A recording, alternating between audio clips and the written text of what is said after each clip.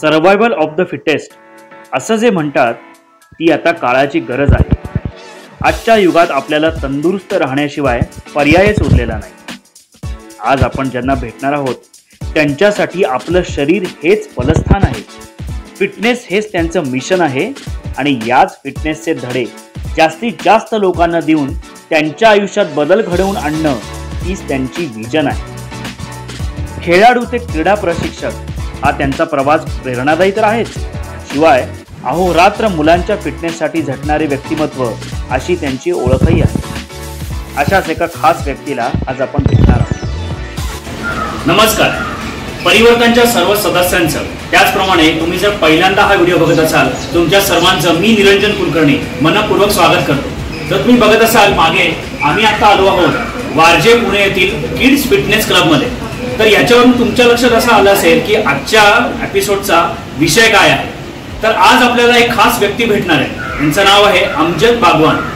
वारजामध्ये अगदी लहान मुलांपासून ते मोठ्यांपर्यंत ते अतिशय लोकप्रिय आहे। सुप्रसिद्ध क्रीडा प्रशिक्षक, फिटनेस गुरु अशी म्हणून त्यांची ख्याती आहे। तर स्थानिक पातळीपासून ते आंतरराष्ट्रीय पातळीपर्यंत वेगवेगळ्या खेळाडूंना ते प्रशिक्षण देत असतात। पण मित्रांनो, आज आपण जरा मुलांच्या फिटनेस विषयी बोलणार आहोत। म्हणजे साधारण आपलं वयोगट असेल 5 ते 16।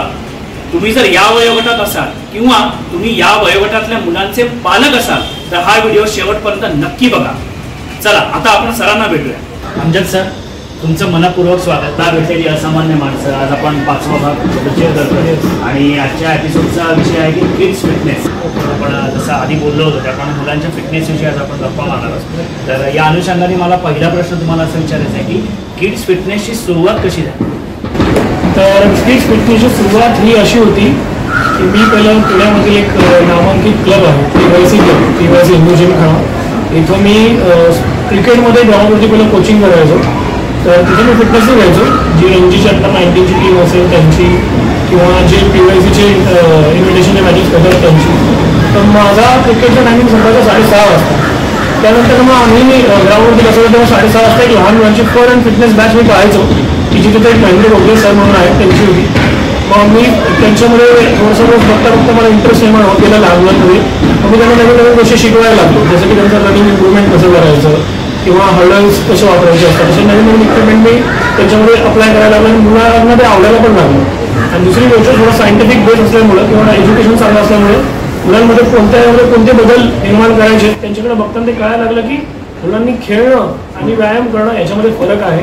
आणि याच्या आधी मे बी खूप जणांचे लहान मुलांच्या व्यायामाच्या बरेच क्लब आहेत, पण मला कळलं की थोडा सायन्स बेस आपण जर राऊंड मुलांना दिला तर येणारी जी माझ्याकडची क्रिकेटची किंवा बॅडमिंटनची मुलांसाठी जी फिटनेसला यायची एका वयामध्ये आल्यानंतर जेव्हा चालू करतात तेव्हा त्यांना एका 0 पासून सुरुवात न कशी करता नाही येणार या संकल्पनेने मी किड्स फिटनेसमध्ये स्वतः इन्व्हॉल्व झालो। मग महेंद्र गोखले जसे आहेत त्यांच्याकडे मी PYC हिंदू जिमखान्यामध्ये 7 ते 8 वर्ष लहान मुलांची बॅच घेतली। मग तिथूनच आम्ही विचार केला की नाही किड्स फिटनेस लहान मुलांना चालू करू, जेणेकरून येणारे जे यूथ आहे त्यांचे हॅबिट्स किंवा फिजिकल स्ट्रेंथ या गोष्टीवर जसं आपण काम करू, त्यांची हाईट, त्यांचं जेवण, त्यांची झोप किंवा हल्लीचं जे जंक फूड आहे त्याच्यापासून लांब ठेवण्यासाठी ज्या गोष्टी गरजेच्या आहेत त्या मी तिथंच संस्कार जर मुलांवरती केले तर मला 10 वर्षाच्या मुलांना सडनली स्पोर्ट्सला चालू मी त्याला गाईड करायला अडकणार नाही। ही संकल्पना मी कुठेतरी फील केली ॲज अ कोच असताना आणि मग मी जास्त फोकस केलं की मी किड्स फिटनेसला फोकस करेन आणि मग मी तिथून किड्स फिटनेस क्लबची माझ्या स्वतःची स्थापना पूर्ण कंटिन्यू केली। कुठल्या प्रकारचे व्यायाम तुम्ही घेता? तर आपण किड्स फिटनेसमध्ये फिटनेस ही खूप जास्त फोकस करतो। फिटनेसमध्ये जसं की 5 जे असतात ते फिजिकल कंपोनंट असतात, 6 जे असतात ते स्किल्स कंपोनंट असतात। टोटल 11 कंपोनंट में फिटनेस राहतो। पहिला कंपोनंट आला की muscular strength, muscular endurance, cardiovascular endurance, flexibility आणि बॉडी कंपोजिशन। बॉडी कंपोजिशनमध्ये 7 ते 8 वेगवेगळे ग्रुप येतात, ज्याच्यामध्ये एका मुलाच्या हाईटमध्ये वजन किती पाहिजे आणि मसल मास किती पाहिजे, त्याची उंची किंवा त्याचं वजन किती पाहिजे, या सगळ्या गोष्टी त्याच्यामध्ये येतात। स्किल्समध्ये त्यांची agility, mobility, coordination, action, reaction, speed आणि पॉवर अशा ते 6 वेगवेगळ्या कंपोनंट असतात। टोटल 11 कंपोनंट तुम्ही फिटनेसमध्ये घेता तेव्हा मुलांना एक फिटनेस या कन्सेप्टला तुम्ही खरेखुरे ठरता, जेणेकरून येणाऱ्या कालावधीमध्ये जर मुलं ते करत राहतात अशा प्रकारचा व्यायाम कंटिन्यू त्यांना कोणत्याही स्पोर्ट्समध्ये जाण्यासाठी एक सोपा प्लॅटफॉर्म मिळू शकतो, ज्यात ते ऑलरेडी थोडेफार तयार होऊन तिथे पोहोचलेले असतात। तर आता सर मुलांचा जर आपण बघितलं तर प्रत्येकाची बॉडी टेंडन्सी एकदा मी तुमचं एक लेक्चर अटेंड केलं हो. होतं. त्याच्यात तुम्ही सांगितलं होतं की प्रत्येकाची बॉडी टेंडन्सी वेगवेगळी असते आणि त्या टेंडन्सीनुसार अभ्यास करून तुम्ही मुलांना व्यायाम लिहून देता. तर हा कसा ॲनालिसिस असतो? लहान मुलांमध्ये जेव्हा की मी एक सोप्या भाषेत सांगायचं होतं, जेव्हा 1 वर्षाचं बाळ असतं तर सायन्स त्याला नॉर्म्स आहेत काही काही, जेव्हा खूप सारे लोकांनी आधी अभ्यास करून प्रत्येकावरती रिसर्च करून WHO असेल त्यांनी स्वतःकडे त्याच्याकडनं काही यादीज आहेत ज्या लहान मुलांसाठी त्यांनी ठरवलं की 1 वर्षाच्या बाळाची हाईट 75 सेंटीमीटर पाहिजे किंवा 10 वर्षाच्या मुलाची हाईट किती पाहिजे, त्याचं वजन किती पाहिजे, याचे नॉर्म्स आहेत. तर त्या नॉर्म्सच्या बेसिसवरती आणि सायन्सच्या बेसिसवरती आपण प्रयत्न काय करतो की लहान मुलांची बॉडी जी आहे ती वजनाने त्याच्या एजपेक्षा कमी आहे का, त्याच्या वयापेक्षा वजनाने जास्त आहे का, त्याची हाईट त्याच्या वयाप्रमाणे खूप कमी आहे का. सगळ्यात पहिलं लहान मुलं हे ठरवलं जातं. बघितलं जातं की त्याची एनर्जी कशी आहे, तो पळताना चांगला पळतोय का. खूप मुलांमध्ये 2 ते 3 वर्षाचं बाळ होतं, तो जरा चालायला लागतो, काही मुलं 2-3 वर्षात चालतात, त्यांना थोडं बाजू वेळ लागतो, तो पळायला लागतात, तेव्हा काही काही लोक पायामध्ये पाय अडकून पडतात. अशा वेगवेगळ्या साईन तुम्हाला मुलांच्या फिजिकल ऍक्टिव्हिटीमध्ये दिसतात की त्यांना उठता बसताना पळताना काही मुलांमध्ये टोवर पळण्याची सवय लागते. तर तुम्ही ठरवता की त्यांच्यामध्ये कोणत्या गोष्टी कमी आहेत, त्यासाठी तुम्ही एक असेसमेंट घेता लहान मुलांची, ज्याच्यामध्ये बेसिक डायनॅमिक ऍक्टिव्हिटीज जास्त करतात, जसं की थ्रोइंग, जम्पिंग, होल्डिंग, रनिंग, उचलणे, ठेवणे, ढकलणे, अशा ऍक्टिव्हिटी तुम्ही त्यांना एक असेसमेंट देऊन ठरवू शकता की त्याच्या हातात किती ताकद आहे, त्याच्या पायात किती ताकद आहे, त्याच्या पोटात किती ताकद आहे. मग त्याची हाईट खूप वाढली तो खूप लुकडा आहे का, त्याचा मसल मास कमी आहे का, तो खूप अंडरवेट आहे का. तर अंडरवेट असलेलं तर डाएटवर फोकस करणे, तर त्याचे पाय चांगले उचलले जात नाही, त्याच्या पायाची स्ट्रेंथ वाढवणे. कारण प्रत्येकाची ह्युमन बॉडीमध्ये 70% जी अॅनाटॉमी आहे, मसल मास जो आहे तो लोअर बॉडीमध्ये जास्त आहे. तर मग लहान मुलांमध्ये शक्यतो जो प्रॉब्लेम बघितला जातो त्यांची लोअर बॉडीची डेव्हलपमेंट जास्त नसते. त्यांना दोन्ही पाय उचलून जर तुम्ही एक 6 इंची हर्डल जर जम्प करायला लावला तर एक 4 वर्षाचा मुलगा 6 इंची हर्डल करायला 50% मुलं प्रॉब्लेम घेतात. तसाच जेव्हा तो 6 वर्षाचा होतो त्याला आम्ही 9 इंची हर्डल द्यायचा प्रयत्न करतो. तसंच जो 7 वर्षाचा झाला की आम्ही त्याला 12 इंची हर्डल देतो. तर वयाप्रमाणे त्यांच्या ऍक्टिव्हिटीच्या वेगवेगळ्या चॅलेंजेस सायन्सला बेस घेऊन तुम्ही त्यांना अप्लाय आणि ट्राय करू शकता. त्याच्यावरून आपल्याला कळतं की त्यांना आपल्याला कोणते एक्सरसाइज दिले पाहिजे आणि कोणते एक्सरसाइज नाही दिले पाहिजे, जेणेकरून आपल्याला त्यांची बॉडी ही कुठे आहे हे समजण्यासाठी एक फायदा मिळेल आणि त्याची ॲक्युरसी आपल्याला मिळेल की आपण पुढे जाईल. शक्यतो या गोष्टीमध्ये माझ्या 10 वर्षाच्या एक्सपिरियन्स कालावधीमध्ये जेव्हा आम्ही कधी एक्सरसाइज घेतो तर जेव्हा सायंटिफिक चार्टनुसार जर काही मुलं डेव्हलप करत नसतील तर आपण काहींना ब्लड रिपोर्टही सजेस्ट करतो, जसं की थायरॉइड आहे. आता 10% मुलांमध्ये थायरॉइड बघतोय ज्यांची हाईट त्यांच्या एजप्रमाणे कमी आहे. तर ती एक साईन असते की तुम्ही व्यायाम घेताय वर्षभर, मग तो 6 इंचनी तरी वाढ गेला पाहिजे की 6-6 सेंटीमीटर त्याची हाईटची आहे, पर इयर ती ग्रोथ होत गेली पाहिजे. तर अशा गोष्टीमध्ये जेव्हा तुम्ही बघता की अरे हाईट वाढत नाही, 2 वर्ष माझ्याकडेच आहे, तेव्हा आपण सजेस्ट करू त्यांचे ब्लड टेस्ट करून घ्या. किंवा मला असं वाटतं की त्याचे ओठ खूप ड्राय पडत आहे, तर B12च्या साईन्स दिसत आहेत का. तर काही काही ब्लड रिपोर्ट या लहान मुलांमध्ये मोठ्यांमध्ये असं कॉमन असं काही नसतं. लहान मुलांनाही काही काही फिजिकल इंटरनल फिटनेस म्हणून जो म्हणतो आपण पार्ट तो तिथं असतो. तर जसा तुमचा मुद्दा होता की लहान मुलांना तुम्ही एक्सरसाइज स्पेसिफिक करताना आम्ही 2 पार्टमध्ये मेनली डिवाइड असतो, internal fitness, external fitness. Internal फिटनेसमध्ये 10 ते 12 ब्लड टेस्ट आहेत ज्या आपण करून ठरवू शकतो की कोणत्या गोष्टीमुळे हा लॅक करतोय. एक्सटर्नल फिटनेसमध्ये फिजिकल ॲक्टिव्हिटीज असतात ज्या आपण त्यांच्या करून घेतल्या, ज्याच्यामध्ये त्यांचा स्टॅमिना, त्यांची स्ट्रेंथ, त्यांची कोर स्ट्रेंथ, त्यांची फ्लेक्झिबिलिटी, त्यांचा बॉडी बॅलन्स, त्यांचं कॉन्सन्ट्रेशन हे इम्प्रूव्ह किती होतं आहे तेव्हा ते आता कुठं आहे, ह्या दोन्हींचं एकत्र आलेलं कॉम्बिनेशन म्हणजे आपण ठरवू शकतो की मुलं कुठं आहेत. अशा ॲक्टिव्हिटी ठरवतो की आपण त्याला काय दिलं पाहिजे एक्सरसाइज, तो कुठं आहे. डाएट बद्दल तुम्ही उल्लेख केला. येस, तर लहान वयातच डाएट हे किती महत्त्वाचं. आजकालच्या नवीन शब्दाला खूप जास्त मानणारा नाही आहे की डाएट ही कन्सेप्ट जी आहे येत्या जनरेशनमध्ये लाईफस्टाईल लोकांचं चुकायला लागलं, त्यामुळे डाएट ही कन्सेप्ट आली. मागच्या 20 वर्षामध्ये जर बघाल तुम्ही तर एक खूप सारे जसं की हॉटेल्स आहेत हे अवेलेबल नव्हते, शाळा खूप साध्या होत्या, घरातल्या खानपानाला जास्त महत्त्व होतं. जसे जसे शहरीकरण वाढत गेलं, मुलं शहरामध्ये जास्त राहायला लागली, शिक्षणासाठी शहराकडे यायला लागली. मग अशा वेळेस एका बिल्डिंगमध्ये राहताना तो फक्त येऊन खाली खेळतो. आधीची मुलं जी होती जी शहरामध्ये नाही राहत किंवा आजही गावाकडे राहतात ती गावभर फिरतात, बिना चपलीची फिरतात, चप्पल घालून फिरतात, झाडावर चढतात, खाली उतरतात. त्यांना वेगळी संकल्पना, मग त्याचं खाणं पिणं पण गावाकडचं सारखं आहे की भाकरी खाल्ली, भाज्या खाल्ल्या, सगळ्या फ्रूट खाल्ले आणि ताज्या गोष्टी त्यांना पटकन अवेलेबल होतात. पुण्यातली किंवा अशा वेगवेगळ्या शहरांमधली मुलं जेव्हा शहरात राहतात त्यांना जंक फूड, फास्ट फूड म्हणण्यापेक्षा प्रोसेस फूड जास्त मिळतं जे पॅकेजिंगमध्ये आलेलं असतं. अशा वेळेस प्रॉब्लेम काय होतो, ज्या मुलांच्या खाण्यामध्ये शुगरचं प्रमाण जास्त आहे, शुगरचे जे कंटेंट आहे की तुम्ही केक खाताय, तुम्ही पेस्ट्री खाताय, अशा जेव्हा गोष्टी मुलं खातात तर त्यांच्या बॉडीमध्ये शुगरचं प्रमाण वाढतं, जेणेकरून त्याचं कॉन्सन्ट्रेशन इम्प्रूव्ह होतं. म्हणजे आई बाबा फेस करून की आमचा बाबा खूप क्रँकी आहे, तो ऐकत नाही लवकर, तो अभ्यास लवकर शिकत नाही, तो एका जागेवर बसत नाही, त्याचे शुगर लेवल्स ज्या आहेत त्या हेल्प करणार नाही आहे. सेकंड थिंग, काही मुलं जन्मतः जी आहे ती थोडीशी ओबेस्ट असतात, त्यांची बॉडी कमी खाण्यातनं पण त्यांना ओबेस ठेवते किंवा जाड ठेवते. अशा कंडिशन्समध्ये तुम्ही बघता की त्याचं फूड किंवा त्याची पचनक्रिया जी ती स्लो काम करत असते. मग त्या मुलांनी समजा कुठलेही समजा चिप्स आहेत जे इझी अवेलेबल, आई बाबा आजकालच्या कुठल्या शॉपमध्ये गेले, मुलगा पण लगेच दाखवतो की मला ही गोष्ट खायला पाहिजे आणि कुठे तो जास्त हट्ट करतो, त्याला शांत करण्यासाठी आई बाबा मे बी खूप वेळेस ऐकून पण घ्या की मी केलं पाहिजे. आणि मग अशा वेळेस तुम्ही बघता की त्या मुलांना ते मिळतं.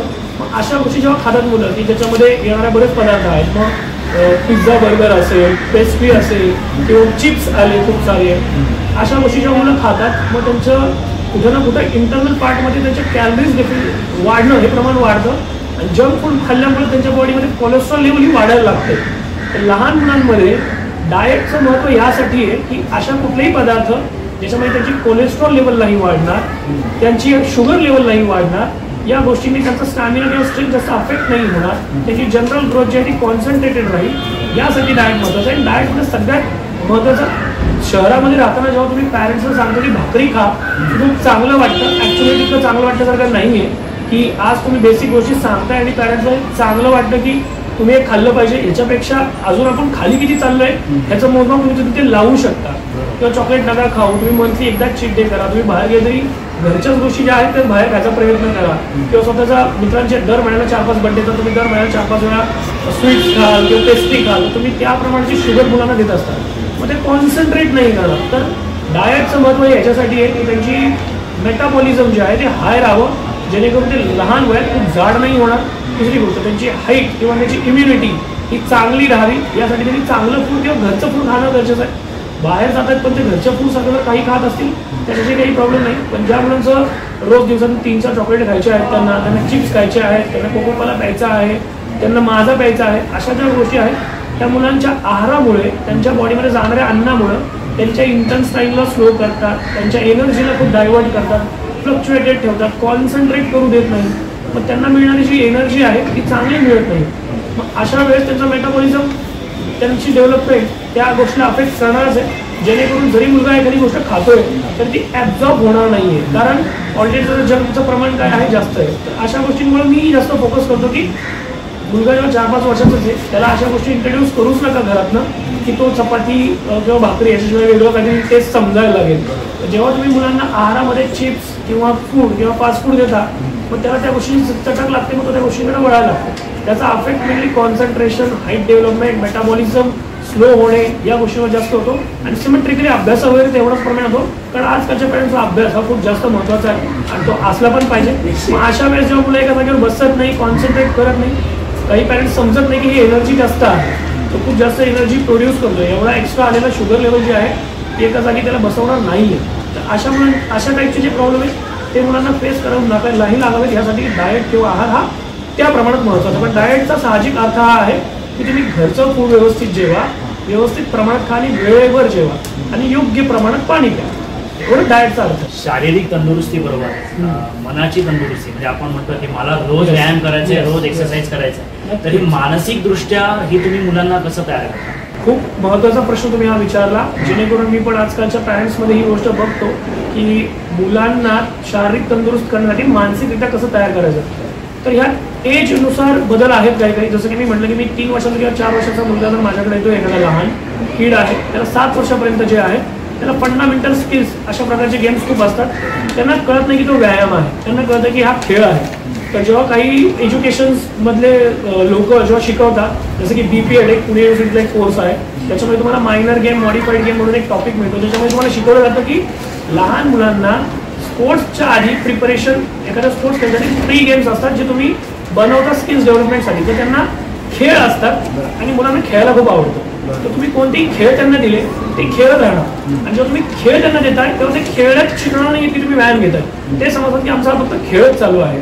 तर ते रोज खेळण्यातनं त्यांना आवड येते, म्हणून मला खेळ खेळायचा आहे किंवा हा गेम मला आवडतो आहे. आणि त्यावेळेस हळूहळू तुम्ही मुलांशी बोलणं चालू करा की त्यांना स्टोरीजमधून त्यांना तुमची व्हॅल्यू बनवून द्यायला लागेल की आज तुम्ही चोर पोलीस खेळताय, तुम्ही आज त्यांना आर्मी बनवताय, त्यांना रिस्पेक्ट शिकवताय.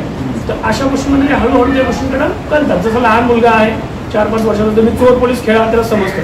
जेव्हा तुम्हाला समजा की पोलीस स्ट्रॉंग आहे, त्याला पुशअप्स येतात का, पोलीस स्ट्रॉंग आहे, होल्ड होतो का बारला तू, तर तुम्हाला अशा स्टोरीजमध्ये त्यांना फिटनेस अट्रॅक्ट करायला लागेल.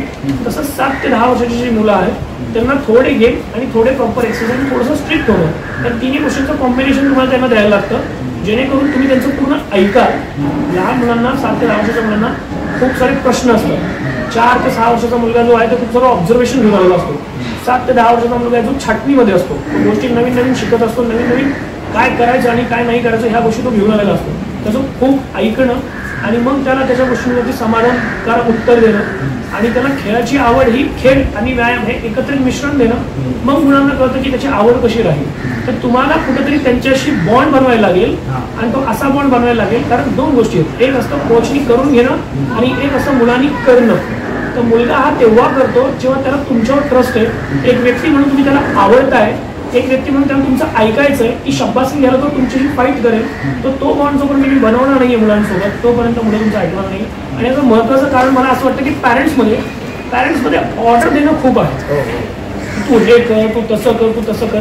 जेव्हा तुम्ही शिकवता तुम्ही त्यांना एक्सपिरियन्स द्या, तुम्ही ऑर्डर घेऊच नका. जेव्हा तुम्ही एक्सपिरियन्स देता मग मुलांना तुम्ही एक्सप्लेन करता, मुलांना लवकर कळतं. तुम्ही फक्त ऑर्डर देता आणि एक्सपिरियन्स त्यांच्या जिम्मे टाकता की तुम्ही करा, तेव्हा तुम्हाला तो गॅप समजेल मुलांचा की मुलं त्या गोष्टीला लाईक करत नाहीये. आणि कॉन्फिडन्स बिल्डिंग ही मुलांमध्ये सगळ्यात मोठी गोष्ट आहे. जसं की माझ्याकडचा 5 वर्षाचा 6 वर्षाचा मुलगा आहे. आम्ही जेव्हा हँड आय कोऑर्डिनेशन अशा ऍक्टिव्हिटी घेत असतो त्यांना आम्ही सांगतो आपल्याला कॅचिंग शिकायचं आहे, आपल्याला क्रिकेट खेळायचं आहे, आपल्याला फुटबॉल खेळायचं आहे. तर जेव्हा तो बॉल पकडायचा प्रयत्न करतो आमच्याकडे मोठा बॉल पकडतो, तो छोटा बॉल पकडायची प्रॅक्टिस नाही करत. जेव्हा कोचिंगमध्ये तुम्ही मुलांना कॅचिंग शिकवता तुम्ही मोठ्या बॉलकडून हळूहळू छोट्या बॉलकडे वळता. एक एक्झाम्पल झालं की जेव्हा त्यांचा कॉन्फिडन्स केव्हा वाढेल, तुम्ही दिलेली ऍक्टिव्हिटी त्यांना करता येते आणि तुम्ही त्यांना ॲप्रिशिएट करताय, तेव्हा तुम्ही मोटिवेट करताय, ते मग तुमचं ऐकणार, ते तुमच्याकडे येणार, कारण तुम्ही त्यांना शब्बासकी देताय, त्यांना मोटिवेट करताय. आणि लहान मुलांना तुम्ही जेव्हा छान करताय म्हणताय तर ते आवडतं. तर तुम्हाला खेळामार्फत त्यांना मोटिवेट करणं, ॲप्रिशिएट करणं, असे स्किल्स त्यांना देणं जे त्या मुलाचा त्याला ते जमतील, हा सगळ्यात मोठा पॉईंट आहे. कारण खूप साऱ्या कोचेसमध्ये मी बघतो, मी कोणाला रॉंग आणि राईट नाही म्हणणार, पण जेव्हा मुलाला काही गोष्टी नाही जमत तुम्ही एक स्टेप खाली या, कारण वयाची आणि स्किल्सची ही एकत्र येणं याला वेळ लागतो. काही मुलगा वयानुसार स्किल्समध्ये पुढे असतो, काही मुलगा वयानुसार स्किल्समध्ये मागे असतो. काही एका वयामध्ये फ्लेक्सिबिलिटीमध्ये चांगले असतात, काही एका वयामध्ये स्ट्रेंथमध्ये चांगले असतात. तर ते एका ग्रुपमध्ये येऊन ती ऍक्टिव्हिटी नाही होऊ शकत. जरी 7 वर्षाची 20 मुलं आहेत तरी कधी कधी ती 3-3 ग्रुपमध्ये डिवाइड होऊन एकच ऍक्टिव्हिटी शिकत असतात. काही ॲडव्हान्स स्किल्स शिकतात, काही लोअर. पण सगळ्यात महत्त्वाचं आहे लहान मुलांमध्ये व्यायामाची आवड निर्माण होण्यासाठी तुम्हाला त्यांना अशा ऍक्टिव्हिटी द्यायला लागतील ज्या त्यांना जमतील आणि त्यांना खेळ वाटेल. आणि खेळ वाटतात तुम्ही त्यांना खूप मोटिवेट आणि ॲप्रिशिएट करून त्यांना कॉन्फिडन्स वाढेल. आणि जेव्हा कॉन्फिडन्स मुलांमध्ये वाढतो तोच त्यांना आवडीने ती गोष्ट करण्यासाठी भाग पाडतो. जो माझ्यासोबत माझ्या अनुभवातून मी मुलांसोबत शिकलो. आणि तो एक बॉन्ड आहे की तुम्ही मुलांबरोबर इतकी बॉन्ड बना की त्यांचा फ्रेंड व्हा. तुम्ही खूप चांगले, तुम्ही त्यांचे गुरु होता होता, तुम्हाला फ्रेंड पण म्हणायला लागेल, कारण ते लहान आहेत, ते तुमचं ऐकणार नाही. ते तेव्हाच ऐकणार जेव्हा तुम्हाला त्यांना कळेल की मला त्याच्यातून मजा येते. आणि तुम्ही मी खूप आधीचं उदाहरण तुम्हाला दिली या गोष्टीला. सगळ्यात महत्त्वाचं 20 वर्षांनी जेव्हा फोन नव्हते आणि तुम्ही जेव्हा घरात होता, एखादा आपला नातेवाईक घरात आला किंवा रोज असणारा पण जो व्यक्ती आहे तो आपल्या घरात आला, तो आपल्यासोबत खूप मस्ती करतो, तर मुलं त्याच्यासोबत खूप वेळ घालवायचे. जो स्ट्रिक्ट आहे त्याच्याकडे ते जायचे नाही. आणि तेव्हा फोन आणि टीव्ही नव्हते. 20-25 वर्षा आधी एखाद्याच्याच घरात टीव्ही होता, सगळे येऊन एका जागी बघायचे. तर तेव्हा महत्त्वाचं होतं की जो व्यक्ती त्यांना एंटरटेनिंग वाटेल, त्यांच्या बरोबरीचा वाटेल, ते त्यासोबत खूप टाइम घालवतो. तर मुलांना तुम्हाला एक स्वतःला असं बनवायला लागेल, तुम्ही कोणत्याही वयात तुम्हाला त्यांच्यासोबत तो व्यक्ती बनायला लागेल की त्याला तुमच्यासोबत खेळावं वाटावं, त्याला तुमच्यासोबत मस्ती करावं वाटावं, त्याला तुमचं ऐकावं वाटावं. तेव्हा तुम्ही जो म्हणताय तो मुद्दा खूप चांगला तुम्हाला प्रॅक्टिकलमध्ये अप्लाय करताना दिसेल की पॅरेंट्सला मुलांना बिझी करणं सोपं आहे, पण पॅरेंट्सला मुलांना समजायला लागेल की त्याला आम्हाला काय द्यायचं आहे जेणेकरून तो एन्जॉय करेल. मग तो व्यायामाला जो आहे स्वतः आवडीने त्या गोष्टीमध्ये इन्व्हॉल्व्ह होऊन ऑटोमॅटिकली करायला लागला की त्याला आवड लागेल. सध्याच्या युगामध्ये मुलांसाठी करिअर वाईज बघितलं तर ऑप्शन्स खूप अवेलेबल आहे. जसं तुम्ही म्हटला की मुलांना खेळाची आवड निर्माण करणे पालकांची जबाबदारी. तर एखाद्या खेळाकडे, विशिष्ट खेळाकडे, कुठलाही क्रिकेट असो, फुटबॉल असो, ॲथलेटिक्स असो, तर आपण करिअर म्हणून जर पाहायचं म्हटलं तर तसा आपल्या देशामध्ये तो काळ अनुकूल आहे का? तुम्ही काय सांगा? हो, नक्कीच. मी स्वतः पण ह्याच गोष्टीतनं शिकून पुढे आलेलो आहे. तर मी तुम्हाला नक्कीच या गोष्टी सांगू इच्छितो की ज्या पॅरेंट्सला असं वाटतं की आमची मुलं अभ्यासात एवढा इंटरेस्ट दाखवत नाही किंवा अभ्यासात इंटरेस्ट आहे त्यांचा, पण त्यांची इच्छा की त्यांना स्पोर्ट्समध्ये व्हायचं आहे, तर जग खूप बदललंय आणि खूप ॲडव्हान्स झालंय, सायन्स खूप अपग्रेडेड झालंय. सो नक्कीच स्पोर्ट्समध्ये खूप चान्सेस आहेत. हा तुम्हाला थोडासा नीट विचार करायला लागेल. जसं की काही प्रॅक्टिकल गोष्टी असतात की जर बास्केटबॉल तुम्हाला मुलाला खेळवायचा आहे आणि तो हाईटला खूप लहान आहे तर त्याचे चान्सेस त्या खेळामध्ये खूप कमी आहेत. असे काही काही गेम्समध्ये ॲडव्हान्टेज आणि डिसएडव्हान्टेजेस असतात जे तुम्हाला विचार करून त्या मुलाला त्या गेममध्ये टाकायला लागेल. भले तो कितीही चांगला असेल पण त्याच्या कॉम्पिटिशनमध्ये त्या गेमला तो अनुकूल नाही ठरणार. तर अशा केसमध्ये त्याला पुढे जाऊन प्रॉब्लेम येण्याची शक्यता जास्त आहे. समजा व्हॉलीबॉल आहे, व्हॉलीबॉलमध्ये ज्या महाराष्ट्राच्या टीम्स आहेत किंवा इंडियाच्या ज्या टीम्स आहेत, उंच, पॉवरफुल, कॉन्फिडंट किंवा फिजिकली फिट, स्किल्सफुल असलेली मुलं जास्त पुढे जातात. एखादा लहान असलेला मुलगा त्या गेमला अनुकूल नसतो, त्याच्यामुळे त्याला ती जागा मिळण्याची शक्यता कमी होऊन जाते. क्रिकेट सारखा गेम, फुटबॉल सारखा गेम हाईटसाठी मॅटर नाही करत. तुम्ही हाईट छोटी आहात, तुम्ही हाईट मोठी आहात, तुम्ही खेळून जा. पण अगेन की तुम्ही ग्रुप गेमला प्रेफर देताय का तुम्ही सोलो गेमला प्रेफरन्स देताय, त्याच्यावरती तुमचं ठरतं की तुमचं करिअर कोणत्या मार्गाला जाईल. आणि जसं की खूप सारे कोर्सेस आहेत इंडियामध्ये पण, इंडियाच्या बाहेर पण, जिथून तुम्ही मुलांना जर तो स्पोर्ट्स खेळतोय तर खरं तर स्टेट, नॅशनल आणि खूप वेळा नॅशनल्समध्ये तुम्ही गोल्ड मेडल आणताय. तर स्पेसिफिक बरेच सारे स्पोर्ट्स आहेत याच्यामध्ये गव्हर्नमेंटकडनं पण तुम्हाला बऱ्याच साऱ्या ड्युटीज आणि जॉब्स मिळतात ज्या इन्कम टॅक्समध्ये आहेत, पोलीस खात्यामध्ये आहेत, गव्हर्नमेंटमध्ये आहेत. तर तुम्हाला नोकरी इथं 100% मिळणार आहे. दुसरी गोष्ट, तुम्ही ॲज अ कोच म्हणून पण पुढे जाऊ शकता की तुम्ही खूप चांगल्या लेवलला पोहोचले आहात आणि तुम्ही एक स्पोर्ट्स प्लेअर आहात. तुम्ही स्पोर्ट्स नंतर थोडंसं कोचिंगचं एज्युकेशन वाढवा, थोडे ॲनाटॉमी, फिजिओलॉजी या गोष्टींचं एज्युकेशन वाढवा, जेणेकरून त्या स्पोर्ट्सला तुम्ही अजून जास्त रिप्रेझेंट चांगल्या प्रकारे करू शकता आणि तुम्ही कोचिंगमध्ये खूप पुढे जाऊ शकता. काही काही कोर्स आहेत न्यूझीलंडमध्ये आहे, ऑस्ट्रेलियामध्ये आहे, जसं American counselling of exercise ACE, level 1, level 2 असे जे कोर्सेस आहेत जे स्ट्रेंथ अँड कंडिशनिंगला रिप्रेझेंट करतात. तुम्ही ते कोर्सेस केलं तर तुम्ही कोणत्याही स्पोर्ट्स पर्सनला शिकवण्यासाठी कपेबल होऊन जाता किंवा तुम्ही क्वालिफाईड होऊन जाता की तुम्ही एका स्पोर्ट्स पर्सनला शिकवू शकता. एक्सरसाइज अँड स्पोर्ट्स सायन्समध्ये मग न्यूझीलंडमध्ये तुम्हाला काही काही कोर्सेस मिळतील जिथं तुम्ही ग्रॅज्युएट होऊ शकता, पोस्ट ग्रॅज्युएट होऊ शकता त्या कोर्समध्ये. तर त्या कोर्सेसमध्ये तुम्ही जर न्यूझीलंडमध्ये जाऊन ते कोर्सेस करताय त्याची फी साधारणतः तुम्हाला डॉलर्समध्ये जर बघायला गेली की तुम्हाला ॲज अ कोच म्हणून यायचं असेल, नॉट अ स्पोर्ट्स पर्सन म्हणून की तुम्ही खूप स्पोर्ट्स खेळले आणि तुम्हाला कोचिंगकडे वळायचं तर तुम्हाला एक्सरसाइज ऑफ स्पोर्ट्स अँड सायन्समध्ये ग्रॅज्युएशन आणि पोस्ट ग्रॅज्युएशनमध्ये समथिंग तिथले न्यूझीलंड आत्ताच्या तरी बघायला गेलं तर 35,000 रुपीज फीज असते, जी करून इंडियाची 17 लाख 17.5 लाख रुपये फीज होते कोचिंगसाठी. की तुम्ही एका चांगल्या लेवलचे कोच म्हणाल, जसं की इंडियाचं IPL आहे, इंडियाची A टीम, B टीम आहे, तुम्ही एका चांगल्या लेवलला कोच म्हणून जाऊ शकता. पण तुम्हाला मग तिथून करायला लागते. तुम्हाला नॉर्दर्न टेक्नॉलॉजी म्हणून 2-3 वेगवेगळ्या सिटीजमध्ये, स्टेटमध्ये तुम्हाला बाहेरचे कोर्सेस मिळून जातात न्यूझीलंडमध्ये वगैरे. IPL आणि क्रिकेटबद्दल आपण तुम्ही आपली आता जी इंडियन टीम आहे, इंडियन टीम मधल्या काही खेळाडूंना तुम्ही सर तो अनुभव कसा होता त्याबद्दल? मला एक सांगायला खरंच चांगलं वाटेल की मी जेव्हा PYC म्युझियम खेळायला काम करत होतो, आमचे सिनियर कोच महेंद्र गोखले त्यांच्यानंतर आमची एक टीम होती, त्यात मी पण एक होतो. तर मी जसा की इंडियन क्रिकेट टीममध्ये केदार जाधव आहे, तो क्रिकेटमध्ये जाऊन फिटनेसमध्ये जो आमच्या क्लबला होता, तर फिटनेस सरांसोबत आम्ही खूप त्याचा घेतलेला आहे. 3-4 वर्ष आम्ही तिथे राहिलेलो आहे. सेकंडली काही रणजी प्लेयर आहेत आता पण, दिव्यांग हिंगणेकर आहे किंवा प्रदीप दाडे आहे किंवा दिग्विजय देशमुख आहे, असे जे प्लेयर आहेत ते आत्ता पण खेळत आहेत आणि अजूनही रणजी टीममध्ये आहेत. मुश्ताक अलीचे मॅचेस खेळत आहेत, त्यांचे रेग्युलर परफॉर्मन्स माझ्याकडे होते. किंवा काही फुटबॉल प्लेयर आहेत, काही स्टेटला खेळणारे बॅडमिंटन प्लेयर आहेत, त्यांचे पण माझ्याकडे फिटनेस होते. त्यांचं प्रोग्रामिंग थोडं स्पोर्ट्स स्पेसिफिक जास्त असतं. काही बॉलर आहेत त्यांच्या बॉलरच्या ड्रिल्स असतात, काही विकेट किपर आहेत त्यांच्या विकेट किपरच्या ड्रिल्स असतात, काही बॅट्समन आहेत त्यांच्या बॅट्समनचे स्पेसिफिक फिटनेस असतो. जे बॅडमिंटन प्लेयर जे बॅडमिंटन स्पेसिफिक म्हणजे फिटनेस फील्डमध्ये खूप काम केलेलं आहे. पण त्याच्यामध्ये मी ओव्हरऑल काम केलेलं बॅडमिंटनमध्ये, लॉन टेनिसमध्ये, क्रिकेटमध्ये, फिटनेसमध्ये स्टेट लेवलचे प्लेयर, नॅशनल लेवलचे प्लेयर बरेच होते माझ्याकडं. त्यातही सांगायला आनंद होईल की मला माझ्याकडं काही काही पॅरा ऑलिम्पिक प्लेयर पण होते जे आर्चरी वगैरे खेळायचे. तर ते 90% त्यांच्याकडे ग्रुप असतो, ABCDE अशा ग्रुपप्रमाणे त्यांचं ट्रेनिंग असतं. सो त्या टीमप्रमाणे तुम्ही, मी आर्चरीचे प्लेयर आहेत 2-3 त्यांना ट्रेन केलेलं आहे, ते बॅडमिंटन प्लेयर आहेत 2-3 त्यांना ट्रेन केलेलं आणि त्यांनी 2-3 ऑलिम्पिकमध्ये आपल्या मेडल्स पण घेतलेले आहेत. सर जाता जाता एक शेवटचा प्रश्न, की तुमच्या मते यश किंवा जिंकण्याची व्याख्या काय? ओके, हा खूप मोठा प्रश्न आहे आणि याची नक्कीच डेफिनेशन जी प्रत्येकासाठी वेगळी असते. पण माझ्यानुसार ज्याची पण सुरुवात जिथं आहे आणि तिथून तो जिथं पोहोचतोय हेच त्यासाठी यश आहे. तरी तिथं न थांबता नेहमी प्रयत्न करत राहणे, मी पुढे चालले, प्रयत्न करत राहणे, पुढे चालले. यासाठी मी खूप उत्तम उदाहरण देईन तुम्हाला. माझ्याकडं आत्ता ॲथलेटिक्समध्ये एक मुलगी आहे जी आत्ता खेलो इंडियाला 400 मीटर रिलेमध्ये पण खेळणे गौरवी नाही. खूप चांगलं माइंडसेट आहे त्या मुलीचं. लहानपणापासून जेव्हा मुलं स्पोर्ट्समध्ये असतात तर ती जेव्हा पण ॲथलीटमध्ये पळते आणि रनिंग रेस संपवते ती कधीच बघत नाही की ती कितवी आली आहे. ती येऊन विचारेल की तिचं टायमिंग काय आहे. तर तुम्हाला नेहमी स्वतःबरोबर ती कॉम्पिटिशन लावायला लागेल की तुम्ही स्वतःमध्ये किती इम्प्रूव्हमेंट आणताय. मी लहान मुलांना पण जेव्हा वेगवेगळ्या गेम्समध्ये घेऊन जातो ॲज अ कोच मी बघत असतो की तो मे बी त्या 10 जणांमध्ये 7वा किंवा 8वा आलेला असतो. पण मी हे बघतो की माझ्या क्लबमध्ये त्याचं टायमिंग समजा 14 सेकंद आहे आणि त्यांनी स्प्रिंट मारले तो बाहेरून 12 सेकंद झालाय तर तेच त्याच्यासाठी यश असते. आणि ह्याच्याही पलीकडं एक स्पोर्ट्समन स्पिरिट येण्यासाठी माझ्याकडून असं म्हणेल की कुठंतरी यश या गोष्टीची खरी व्याख्या ही आपल्याला आलेल्या संस्कारातून आहे.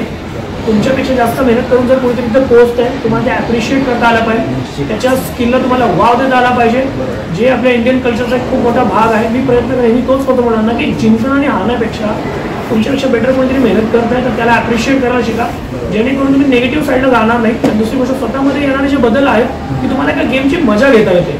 मी तुम्हाला खूप मोठ्या स्किल्समध्ये तुम्ही किती इम्प्रूव्हमेंट करताय हेच तुमचं जिंकणं आहे. भले की तुमचं 1 वरून 2 वर जाणं आहे 2 वरून 3 वर जाणं आहे. आणि सगळ्यात महत्त्वाची गोष्ट एक चांगल्या स्किल्स करणं हारणं हेही तुम्हाला घेता आलं पाहिजे. त्याचा वाव देता आला पाहिजे की माझ्या कपड्यात मी चांगल्या म्हणून खेळतो त्याची खुशी घेता आली पाहिजे. तुम्हाला एक हॅपीनेस कलेक्ट करता आलं पाहिजे. तर हे जिंकणं मतलब माझ्या पॉईंट ऑफ व्ह्यूने हा फरक खूप महत्त्वाचा जो माझ्या एक्सपिरियन्स मी शिकलो की मुलांनाही तो द्यायचा प्रयत्न करतो. लहान मुलं माझी 7-8 वर्षाची कधी कधी लहान आहे ते समजत नाही ते कधी कधी हातात पण त्यांना टायमिंग कॅच आउट करतो त्यांचा टायमिंग खूप बेटर असतो.